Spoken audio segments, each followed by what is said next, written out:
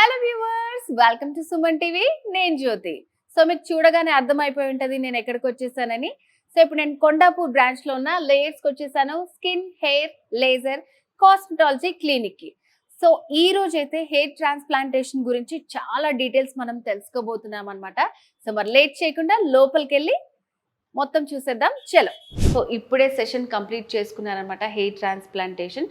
So person మనతో పాటు ఉన్నారు. సో వాళ్ళ ఎక్స్పీరియన్స్ ఏంటి, అసలు హెయిర్ ట్రాన్స్ప్లాంటేషన్ చేయించుకుంటే వాళ్ళకి ఎలా అనిపించింది, వాళ్ళ మాటలను తెలుసుకుందాం. హలో అండి. Hi hi. సో రియాన్ గారు, ఇప్పుడు మీకు ఎన్నో సెషన్ అయింది, మీకు ఎట్లా అనిపించింది? So session in the sense today actually నాకు ట్రీట్మెంట్ జరిగి 10 days అవుతుంది. ఓకే. సో నాకు హెయిర్ వాష్ కోసం ఈరోజు సెషన్ అనేది జరిగిందనమాట. సో క్లియర్గా హెయిర్ వాష్ అనేది కంప్లీట్ అయింది. సో మేడం చెప్పారు, so the line was everything is very good అంటున్నారు.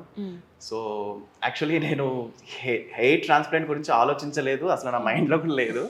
నేను జిఎఫ్సి యాక్చువల్గా ఒక లాస్ట్ ఇయర్ బ్యాక్ నేను పిఆర్పి అనే ట్రీట్మెంట్ తీసుకున్నాను.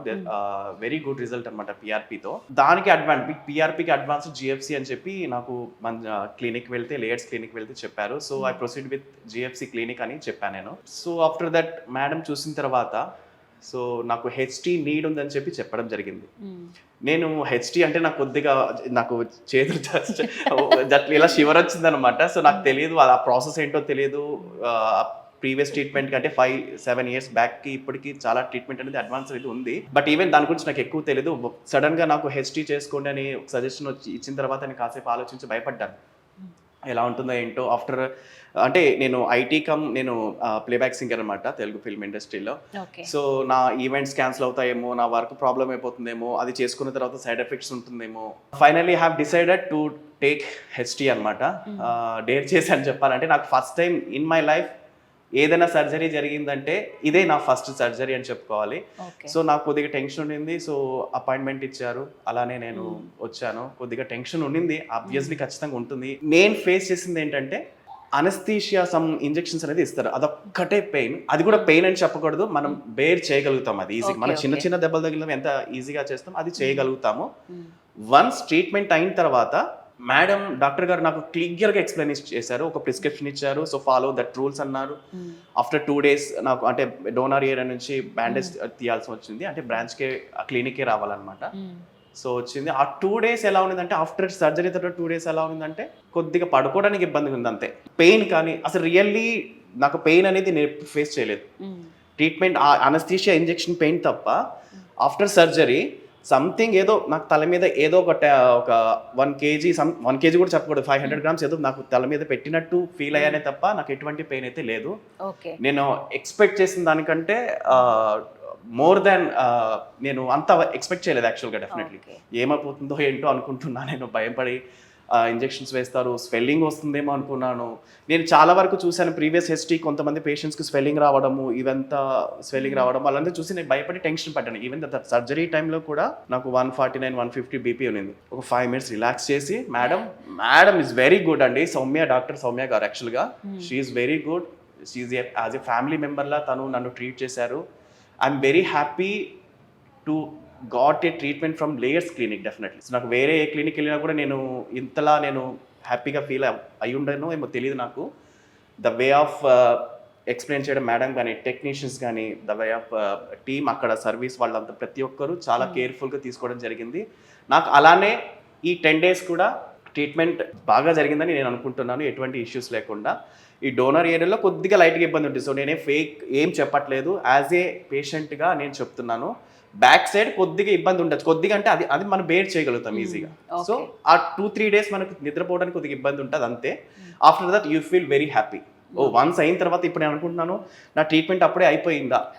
డెఫినెట్లీ ఈరోజు నాకు వాష్ సెషన్ ఉంది యాక్చువల్గా. ఆఫ్టర్ 10 days నాకు ఇప్పుడు నేను నార్మల్ పర్సన్ అనమాట, యాజ్ యూజువల్ నువ్వు ఏం చేసుకుంటావు చేసుకోవచ్చు. సో 10 days ట్రీట్మెంట్ ప్రాసెస్ మొత్తం కంప్లీట్ అయిపోయింది. ఓకే. సో అంటే మీకు ఆల్రెడీ చెప్పారన్నారు కదా, వేరే వాళ్ళని చూసాను నేను, వాళ్ళకి ఇలా స్వెల్లింగ్ అయిపోయింది అది ఇదని. సో ఇక్కడికి వచ్చిన తర్వాత డాక్టర్స్ కూడా మీతో అసలు ట్రీట్మెంట్ ఎలా ఉంటుంది, ఎలా చేయాలి అనేది చాలా క్లియర్గా ఎక్స్ప్లెయిన్ చేశారు. సో అంటే ఇక్కడ మీకు అడ్వాన్స్గా అనిపించిందా టెక్నాలజీ అంతా, ఎట్లా ఉంది? నేనైతే ఎక్స్పెక్ట్ చేయలేదు. ఈవెన్ మా ఇంట్లో వాళ్ళు కూడా అదేంటి అంత ఈజీగా అయిపోయిందా. కాకపోతే మన డోనర్ ఏరియాలో కొద్దిగా బ్యాండేజ్ పెడతాం అనమాట. దాన్ని చూసి ఏమైనా ఏదో చేసేసారేమో అనుకుంటారు, కానీ వన్స్ అది రిమూవ్ చేసిన తర్వాత అంతేనా 2 days కి క్లియర్ అయిపోతుంది. 2 days కి క్లియర్ అయిపోతుంది. అసలు చాలా టెక్నిక్ గా ఉంది. ఇప్పుడు ఇంట్లో వాళ్ళు పెద్దవాళ్ళు కూడా చాలా డేర్ గా ఉన్నారు. ఇప్పుడు ఏం కాదులే అన్నట్టు ఉన్నారు. లేదంటే పెద్దవాళ్ళు ఏమైపోయిందో ఏంటో ఎలా ఉంది ఏంటో అని భయపడుతూ ఉంటారు. వాళ్ళు మనకి పేరెంట్స్ కాబట్టి వాళ్ళు కొద్దిగా అలా వద్దు ఇలా వద్దు అని చెప్తూ ఉంటారు. మనకు అవసరమారా, ఇవన్నీ అవసరమా, చేయొచ్చా అని చెప్పి. బట్ వాళ్ళు కూడా చాలా హ్యాపీగా ఫీల్ అవుతున్నారు. So as of now I'm very normal person.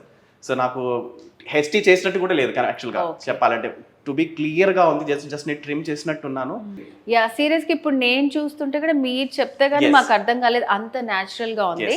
So మీకు పర్సనల్ గా ఎన్ని సిట్టింగ్స్ పడుతుందని చెప్పారు? సో ఎంత టైం వరకు మీ కవరేజ్ అవుతుందని చెప్పారు? సో మా మేడం ఏమన్నారంటే, సో వన్స్ హెచ్టీ అయిన తర్వాత ఆఫ్టర్ వాష్ యాజ్ యూజువల్ మీరు యాజ్ యూజువల్ ఎలా అయితే వాష్ చేసుకుంటారో సేమ్ అలానే ఉండండి.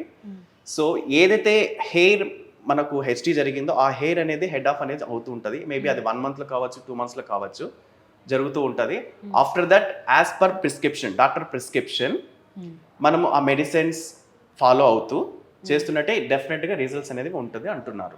ఓకే, అది ఎప్పుడు ఉంటుంది అంటే 3 months లో ఉండొచ్చు, 4 months, as per body condition. ఒక్కొక్క మనిషికి ఒక్కొక్క జెన్యూనిటీ బట్టి ఇంప్రూవ్మెంట్ అనేది ఉంటుందని నేను అనుకుంటున్నాను.